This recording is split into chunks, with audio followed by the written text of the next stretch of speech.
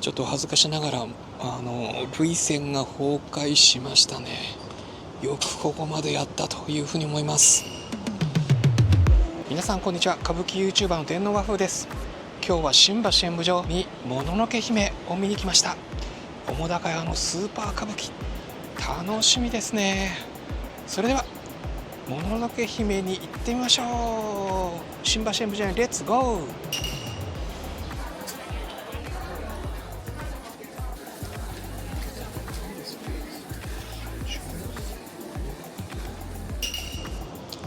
今もののけ姫の前半が終わりました。生きろ、そなたは美しい。いや、すごい作品ですね。ちょっと恥ずかしながら涙腺が崩壊しましたね。よくここまでやったというふうに思います。ロンドンのウェストエンドで見たジブリのトトロのミュージカルもすごかったんですけども、その3倍ぐらい超えてますね。ものすごい本場のミュージカル超えてます。そしてビジュアルもジェームズ・キャメロンのアバターの 3D の映像、それを本当のリアルで、可愛らしさもつけて出してます。木や池と交信すると傷が治る。そして最後はアシタカが、木の椅子に座って、そして再生していく、生き返っていく。すごいな、ジェームズ・キャメロンのアバター。そして憎しみでも友達というか仲間、その複雑な関係、これは獅童さんの嵐の夜にも通じるところがあります。それをもっと大人の物語にしているという気がします。そういうロンドンのミュージカルトトロ、そして映画の 3D 映画の傑作アバター、そして、歌舞伎の新作嵐の夜に、これを3つを足して、さらにそれに先代猿之助さん、このスーパー歌舞伎という素晴らしいストーリー、スピード、スペクタクル、この 3S のスーパー歌舞伎の凄さを掛け合わせてました。いやー、これをやる團子さん、背負う團子さん、すごい。でもその脇を固めるやっぱり澤瀉屋、先代猿之助さんが残した遺産、育てた遺産がしっかり固めてます。円屋さんが意外と笑わせずに真面目に演技やってたのが、ちょっとクスッと逆におかしかったです。物語は、皆さん知ってる人多いでしょうけども、そのアシタカが蝦夷の村という北の村にいる。でも、呪いに取りつかれ、そして獅子神を通り、西の村タタラ場に向かう。そしてタタラ場で和太郎さんがやる3を戦うが助ける。タタラ場ではタタラ場の僧侶の烏帽子御前時蔵さんがやってますけども、タタラ場の村の衆を救って、タタラ場に迎え入れる。そしてそこを襲う3を結局救う、いさかいを起こすなと、戦いを避けろということで救います。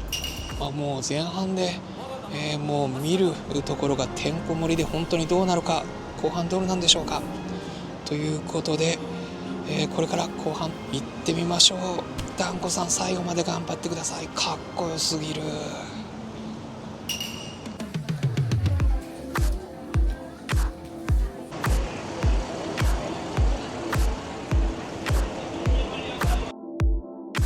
今もののけ姫が終わりました。いや、こういう金色の花吹雪も舞いましたし、自然を表すように緑の葉っぱの花吹雪も舞いました。いや、すごい作品です。度肝抜かれました。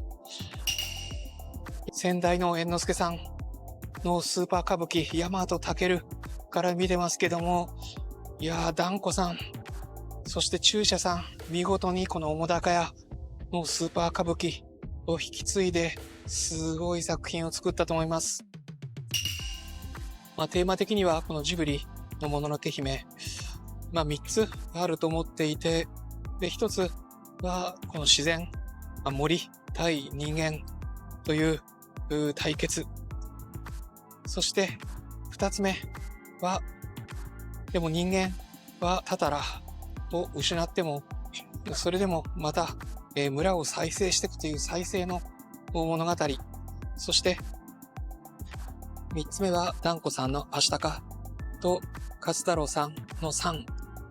この2人の、愛の話、恋の話。いろんな本当にいい解釈があるでしょうけども、それぞれ、楽しめる話だと思います。途中、浅野家、が出てきたり、そして、イノシシ対山犬というところもありますし、円屋さんがやってるこの自己棒一杯のこの都からの派遣された者たちもありますし、相関図をやはり頭に入れてみるか、または本当は映画を見てから見た方がより楽しめると思います。エピソードたくさんつなぎ合わせてというところもあります。とはいえこの IMAX かと思うようなものすごい重低音を含めた音、そして久石譲さんのこの素晴らしいメロディー、少しメランコリックでもある音楽、そしてものすごい可動式の大道具、最後は團子さんが獅子神としての宙乗りもありました。いやー本当に楽しめます。これからまた新しいタタラ、村、そして人間関係、そして自然との関係を作っていくということで、未来志向、ハッピーエンドだと思いました。名言としては、前半の生きろ、その後は美しいという、この愛の言葉に加えて、後半、誰にも運命は変えられないが、ただ待つか、自ら赴くか、決められる。そういう自分の選択と行動のポジティブな言葉もありました。生きてやなんとかなるという言葉。そして、明日かは好きだ。でも人間を許すことはできない。この言葉で終わりました。ということで、本当に、澤瀉屋さんおめでとうございます。澤瀉屋さん、どんこさん、注射さん以外にも、円屋さん、恵美三郎さん、聖子さん、寿円さん、そして、恵美屋さん、本之助さんも出てました。いや、本当にすごいチームワークです。素晴らしい。それに、クール。でも最後、タタラバのみんなと、新しい村を作るために去っていった時の笑顔もいい時蔵さん。そして、なかなか勝太郎さんの足を見ることはないんですけども、今日は足を見せて頑張ってました。前半で、19段もある大階段の大立ち回り、よく、勝太郎さんがやったと思います。子供たちが演じると思えるこの小玉、これがいいのは笑いじゃなくて可愛さ。この子供たちの、まるでカルピスの人形のような子玉たちの微笑ましい動きも癒されました。うまい。そしてまるで以前ブロードウェイで初めてバックトゥーザフューチャー見たときに車の大道具にも驚かされたんですけども、今回のその獅子神の大きな手も驚きました。でも人間がきちんと操作してました。そして鳴り物たちもいい、付け打ちもいい、それが IMAX のようなスピーカーの音に対して本当にいいアクセントになっていたと思います。そして付け打ちに合わせた見えも良かった。いや、本当に團子さんかっこよかったです。おめでとうございます。千田猿之助さんのスーパー歌舞伎の大和尊。最後は、天かける心、それが私だという言葉で飛んできましたけども、今回も本当に未来志向の作品で、良かったです。スーパー歌舞伎。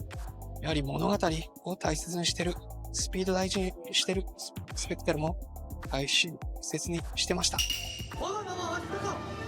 ぜひ皆さん、この生のもののけ姫の歌舞伎、スーパー歌舞伎見てください。ぜひ、いいねもよろしくお願いします。チャンネル登録もよろしくお願いします。いろんな情報、毎週、LINE 公式で出して、そして歌舞伎愛にも書いてます。歌舞伎愛の皆さんの良いと思った感想を書いていただけると嬉しいです。ということで、今日は新橋演舞場のもののけ姫をお届けしました。生の歌舞伎楽しみましょう。歌舞伎 YouTuber の電脳ワフでした。それではまた。